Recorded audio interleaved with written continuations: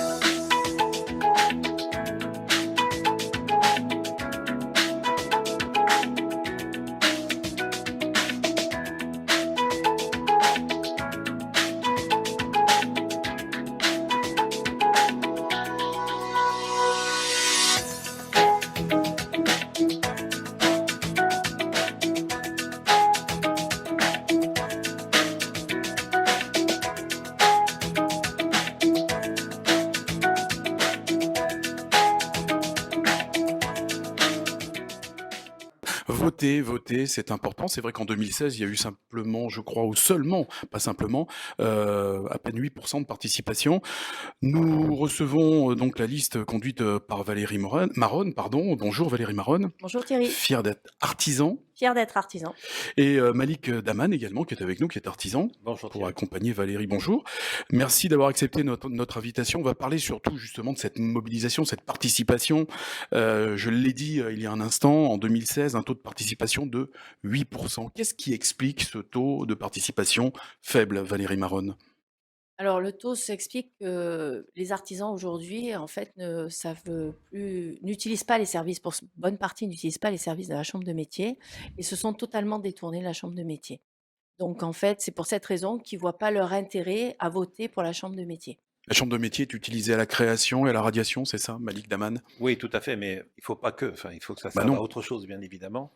La régionalisation aussi a eu un impact assez important quand même, puisque ça donnait moins de possibilités aux départements de communiquer et autres, et donc on a perdu une certaine proximité qu'il faut absolument regagner. C'est très très important. On l'a vu là pendant la campagne. Mhm. On a sillonné tout le département, on a rencontré beaucoup d'artisans, et on s'est vraiment rendu compte de cette carence, c'est-à-dire que la Chambre fait des choses fantastiques pour les artisans ne le savent pas, ne viennent C'est ce pas les qu'ils vous voir. disent, c'est le message qu'ils vous font passer Vraiment, très, essentiellement? très, très clairement, voilà. Alors, Ils ne sont pas au courant de l'accompagnement, des aides éventuellement. Il y a eu la crise Covid quand même, ça a dû peut-être motiver des artisans à se rapprocher tout de à leur fait, chambre mais plein, consulaire, mais plein, non. plein Certains. m'ont dit qu'ils ne savaient pas qu'il y avait des aides qui avaient été faites ou des dispositifs qui avaient été mis en place. Donc c'est un déficit de communication. C'est un déficit de communication et puis surtout de proximité. Comme le dit Malik, pour la campagne, effectivement, on s'en est aperçu. Bon, j'en ai eu certains, moi, au téléphone, bah, ils étaient contents qu'on les appelle, quoi. Mhm. On pense déjà, bien sûr, pour les inciter à voter, mais c'est surtout, en fait, en fait, ils savent pas, voilà, la chambre de métier, pour eux, voilà, c'est l'inscription à la radiation. Sauf qu'au milieu, il y a un panel de services, que ça soit des accompagnements, ça soit des formations, ça soit du conseil, parce que là aussi, il y a des experts comptables qui sont à la chambre de métier, qui sont là pour conseiller les artisans, mais pas que, hein. Il y a des collaborateurs sur, je vous prends un exemple, sur les établissements recevant du public. Vous pouvez avoir, ils peuvent vous expliquer la législation.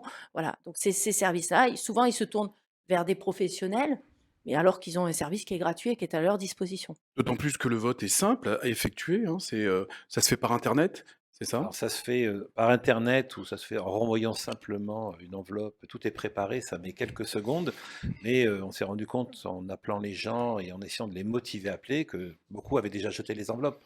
Donc, Mhm. dès le premier jour, en se disant, bah, même pas en les ouvrant. Donc, on se rend compte que c'est vraiment grave. D'ailleurs, je passe un message pour ceux qui auraient pu leur matériel de vote. Il y a la possibilité de récupérer, la possibilité de voter. Donc, je crois qu'il y a un message qui passe là dans l'interview pour dire ça, parce que c'est vraiment important. C'est, d'ailleurs, je crois, c'est une revendication commune que vous avez avec la liste, opposée, hein, opposante, en tout cas du Mmh, président, sortant, la Voix des artisans. Vous aussi, fier d'être artisan, c'est voter, voter, voter. Le Absolument. taux de participation doit être plus important. Il y a également une question de légitimité. c'est ça, parce qu'aujourd'hui, quand on voit, 8 d'artisans qui votent, vis-à-vis des instances, effectivement, on a la légitimité, elle est relative. Puisque, je rappelle simplement que, ce pourcentage nous amène aussi à pouvoir récupérer des budgets pour pouvoir aider encore plus ces artisans sur, après des accompagnements au niveau de la région et c'est surtout on en a besoin pour pouvoir mettre en place la politique qu'on a décidée. Je l'ai dit en liminaire tout à l'heure, 48 500 artisans dans le Mmh. département du Var. C'est un chiffre, correct. Ça représente beaucoup, hein, 80 des entreprises varoises, c'est énorme. Oui, ben, le Var est un tissu, économique où effectivement il y a énormément d'artisans et Mmh. des artisans, vous en avez sur tout le territoire du Var, autant sur, Toulon et sa région, mais aussi sur le centre Var et le Haut-Var, je rappelle simplement que le Haut-Var va jusqu'à Ops, hein, donc vous avez des artisans et dans ces villages-là, encore plus, j'allais la densité d'artisans est plus importante puisque sur la frange côtière, on a plus d'entreprises, on va dire, de grosses PME alors que voilà, les autres sont plus, Et installés dans il faut le bien se dire que c'est une chance. C'est une mmh, chance, ce tissu, les artisans, parce que si on les aide à redémarrer l'activité et à pousser leur activité, ça veut dire que c'est l'ensemble de notre économie qui va être boosté par rapport à ça. Et pendant la campagne, on s'est bien rendu compte de sujets vraiment importants, des artisans qui me disent qu'ils refusent des chantiers, qu'ils refusent des commandes parce qu'ils n'arrivent pas à trouver, à embaucher, alors qu'il y a des commandes qui sont en train d'arriver ou qui pourraient avoir, si vous voulez. Donc ça, c'est un vrai sujet, par exemple. Voyez. Comment les accompagner, les aider à arriver à prendre ces commandes.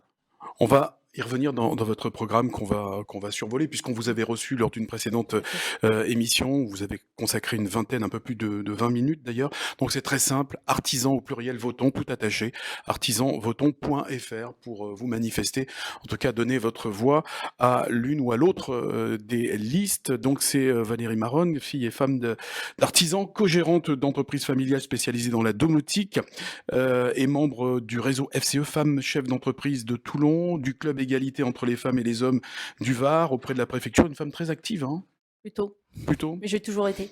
Mmh. Quelle est l'importance d'être alors je voulais vous également vous préciser que cette liste est portée par la CPME Sud, l'UPV, la fédération BTP 83, aux côtés d'autres fédérations, la CNEC, coiffure, le SNPA, automobile, la FED entreprise de propreté, la FFIE, intégrateur électricien, l'Union des métiers et des industries de l'hôtellerie qui est souvent intervenue d'ailleurs sur Info 83 Lumi. Quelle est l'importance d'être, soutenu par ces organisations? En fait, le tissu, enfin les artisans, ils sont de plusieurs, familles en fait, hein, puisqu'on a l'alimentation, la fabrication, les services et le bâtiment. Donc toutes ces familles-là regroupent effectivement, majoritairement, les corporations des artisans et effectivement, c'est important que ces syndicats nous soutiennent, quoi. Mmh. Voilà, pour porter, sachant qu'on a vraiment une volonté de redynamiser et de remoderniser cette chambre de métier, quoi. Alors vous, Valérie Maronne, pourquoi vous présentez-vous? Alors j'allais vous dire parce que d'abord je suis une femme engagée donc Ça, on il y l'a a dit tout encore à l'heure, voilà, on l'a effectivement. dit et aujourd'hui, si vous voulez, le 1er point d'orgue du départ de mon engagement, ça a été le fait qu'il y a 5 ans, moi, à la chambre de métier, j'ai comme, 3/4 des artisans, on va dire les 82 qui votent pas, je j'utilisais pas les services et j'ai découvert, en fait, ce qu'était réellement la chambre de métier par ses services, les collaborateurs Comme et ça a quoi, par été exemple? Puisque là, c'est du alors moi, concret, c'est un exemple précis. j'ai eu plusieurs ch j'ai fait des formations à la chambre de métier, autant sur, le RH que sur l'informatique, notamment pour tout ce qui est, Et ça, vous ne le saviez pas avant? non, je ne savais D'accord. pas qu'il y avait, ce type de service et ensuite, j'ai, surtout bénéficié parce que bon, c'est une entreprise familiale, donc au départ, mon mari était seul et ensuite mon fils est venu travailler avec lui et moi derrière. Donc on est en fait en développement et dans ce cadre-là, j'ai eu des accompagnements et des subventions derrière. Notamment, j'ai fait un premier dispositif qui s'appelle, ACO, pour lequel j'ai eu 3 000 € de subvention et là, je suis dans un nouveau dispositif où là, j'ai un accompagnement de 2 ans par un consultant, donc c'est pas négligeable, hein. Mmh. Parce que les artisans, souvent, ils ont la tête dans le guidon et ils savent pas, en fait, ils prennent pas de recul sur leur entreprise. Je trouve que c'est toujours intéressant de prendre un petit peu de recul et de voir un petit peu notre stratégie, comment on veut se développer. Voilà. Et donc là, aujourd'hui, le dispositif dans lequel je suis, c'est pour 30 000 euros d'investissement amortissable hors véhicule. La subvention peut aller jusqu'à 9 000 euros. Voilà, c'est Et avec un important. accompagnement d'un consultant pendant 2 ans. Vous avez eu la même expérience également, Malik, Daman, aussi avoir affaire à la chambre de métier pour ces aides, pour cet accompagnement. Et Absolument. notamment, on va parler aussi de la crise Covid, parce qu'il y a eu un accompagnement spécifique, je suppose aussi. Alors oui, effectivement, moi j'ai eu un accompagnement spécifique par la Chambre des métiers qui s'appelait KPA Action, où on a à peu près les mêmes dispositifs avec un coach qui vous accompagne. Et ça a vraiment été très très intéressant parce qu'on a j'ai pu revoir mon entreprise, mais par un œil extérieur et avec une matrice un petit peu différente dans l'approche.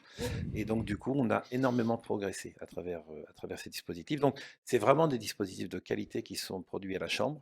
Et c'est là où vraiment on se dit c'est pas possible que d'un côté les artisans qui se plaignent de ne pas être aidés ou de ne pas avoir ce qu'il faudrait, de l'autre côté il y a tout ce qu'il faut. Il faut vraiment arriver à matcher les deux. C'est vraiment aujourd'hui notre volonté. Je pense que c'est la volonté de toute manière des deux listes. Hein. Bien sûr. L'ensemble des deux listes aujourd'hui veulent qu'il y ait de plus en plus d'artisans qui votent. La liste d'avant a fait plein d'actions, il n'y a pas de problème.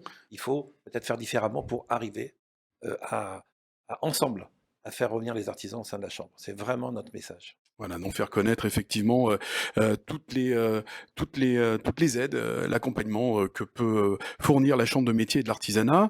Vous avez jusqu'à jeudi pour voter. Alors justement, vous vous êtes engagé. Quels vont être vos engagements? Quel est votre programme? Qu'allez-vous apporter de plus, Valérie Maronne et la liste fière d'être artisan?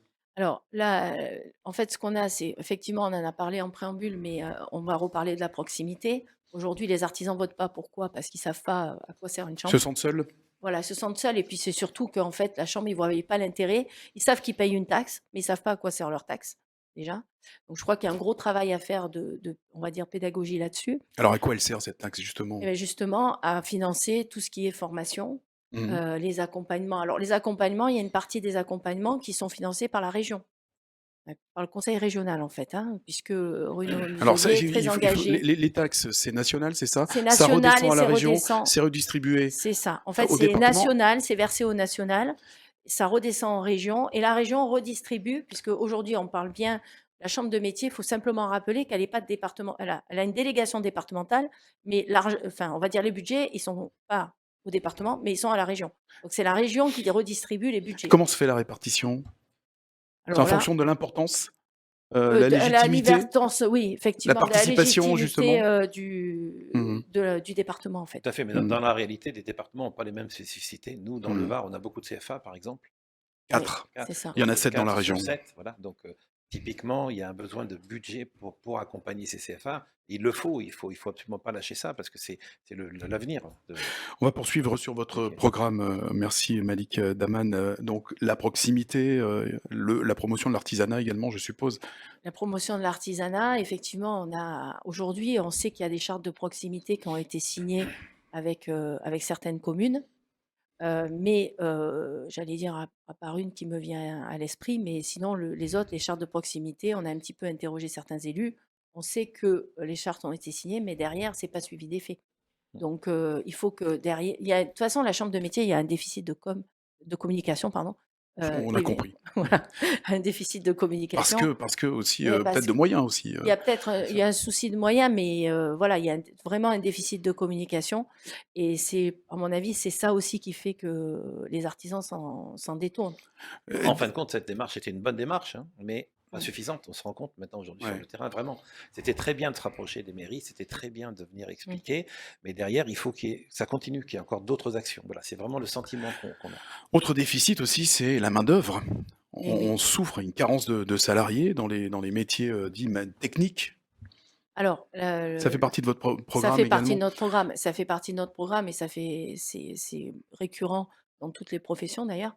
Aujourd'hui, on sait que les jeunes, se détournent de métiers, on va dire, dits manuels, ou de métiers techniques, pour s'orienter vers, des formations plus généralistes.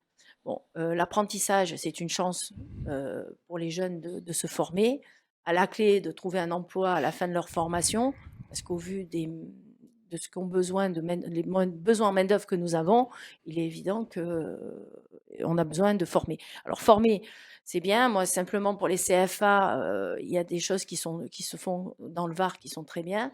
Je pense notamment au CFA du Bossé où simplement il y a faut savoir qu'il y a un de professeur qui est quand même champion du monde de pâtisserie.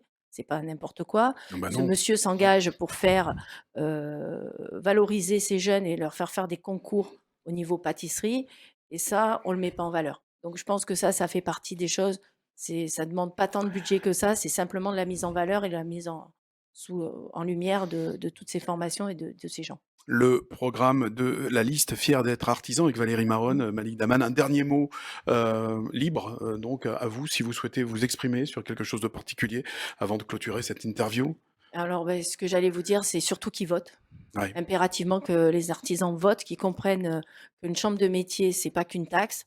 Ça ne leur fait pas que Cette leur taxe sert à coûter de quelque l'argent, chose. ça peut leur rapporter beaucoup pour leur entreprise et pour développer leur entreprise. Donc surtout voter. Voilà, Malik, quelque Ben, chose à le rajouter? message est à peu près identique, c'est-à-dire qu'il faut absolument bien sûr aller voter.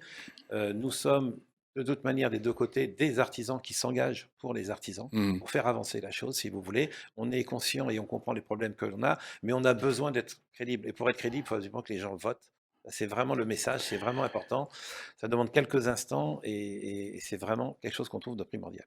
Voilà, taux de participation à battre, donc c'était 8% en 2016. Artisans au pluriel votons tout attaché.fr. Merci Malik Merci. Daman, merci Valérie Maronne et la Merci tête de Thierry. liste de Fier d'être artisan. Et merci de nous avoir suivis sur Info 83.